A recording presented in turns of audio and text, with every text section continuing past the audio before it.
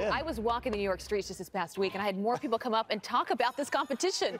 They've got their skin in the game, and Pete, they're feeling for you. They're like, when can he step up? When can he actually win? Today might be your day. Today, I'm feeling good about it. That's what I've said every day since. It's been basketball, horse racing, golf. Will kayaking be the turning point? Well, I'm hopeful. I've done a lot of canoeing from Minnesota, some kayaking. Ed had to practice because he's never been in a kayak before. Man of the people. All right, it's going to be well, fun. later on in the show, we will see what happens. But a lot happening this week. President Trump with a dire warning about Democrats ahead of this year's midterms. So the Democrats, they fight against the borders. They fight to raise your taxes. They want to raise your taxes. They fight for all of the things that we don't stand for. And we're going to have a great victory in 2018. You watch. We're going to have a great victory. So, can the president rally Republicans toward that victory in the midterms? Here to weigh in, former chief of staff to President Trump and the former chairman of the Republican National Committee, Reince Priebus. Good morning, Reince. Hey, Reince. Hey, good morning, everyone. Great to be here. We saw the president of the Heartland again this week at that rally, and some of his candidates seemed to do pretty well. He got involved in some of the primaries, as you know, which can always be tricky business. But where do things stand now? We've seen on the generic ballot that Republicans have actually picked up some ground. Yeah, they're picking up some ground. I think what happened on Tuesday night did quite a number on any chance that the Democrats have of keeping the Senate. You've got to look at what's happening. There are 26 seats in play. And what people need to understand is that where the Democrats are on defense are in places that the president won by at least 18 points. So places like West Virginia, North Dakota, Montana, Missouri, Indiana.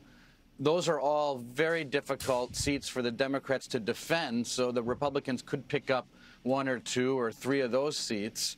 But then where the Republicans are on defense are in places like Mississippi, Nebraska, Utah. They're not places that the Democrats can win. The other piece of this is what Ed...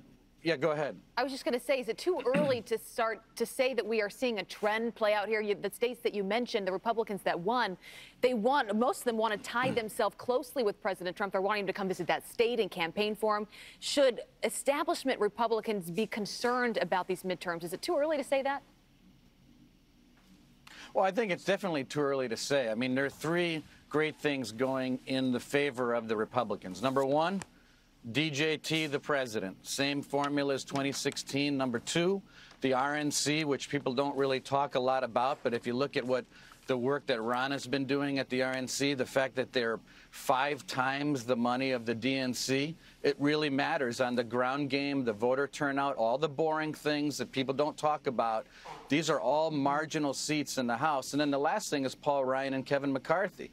They're raking in tons of money. I talked to Majority Leader McCarthy yesterday, and I'm just telling you, in private, there's no reason in a private conversation for any sugarcoating.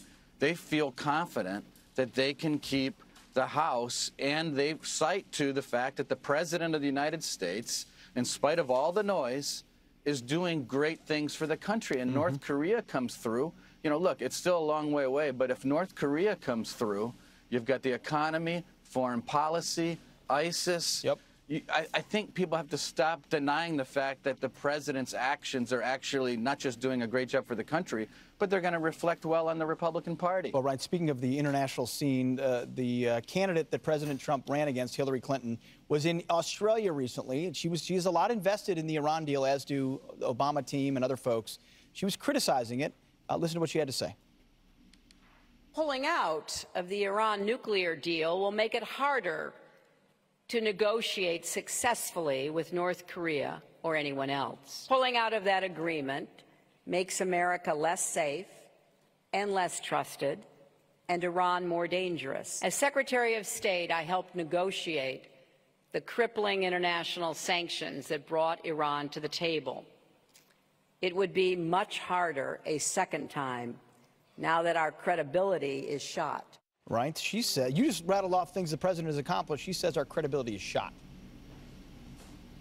Yeah, I mean, and it's pretty remarkable that folks like her and John Kerry and others would travel around the world, overseas, and just criticize not just the president, but undercut foreign policy. I don't see things slowing down in North Korea. I don't see a credibility problem with the president's actions. And look, I've got a lot more faith in the president, General Mattis, and Mike Pompeo than I do Hillary Clinton. And so I think it's pretty shameful, especially these are the same people that like to criticize the president and everyone around him every chance they get.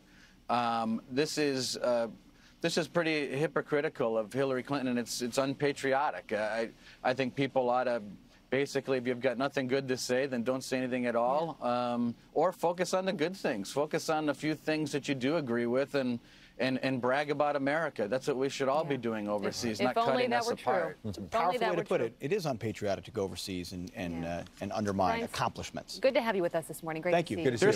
There's enough good going on. There's enough good going on for even Secretary Clinton to rattle off a couple good things that are happening that she agrees with, as opposed to a few paragraphs to get on television and cut up this president. Yeah, but that doesn't help her cause. We know that, Reince. Good to have you with us this morning. Appreciate it, sir. Thank you very much. Good to see you. All right, turning now to some other headlines we are following. Iraqis are now at the polls in the first parliamentary election since defeating ISIS. Nearly 7,000 candidates are vying for 329 seats in that parliament, a quarter of which must go to women. For the first time, the vote is done electronically to reduce fraud in a country plagued by conflicts, economic hardship, and corruption.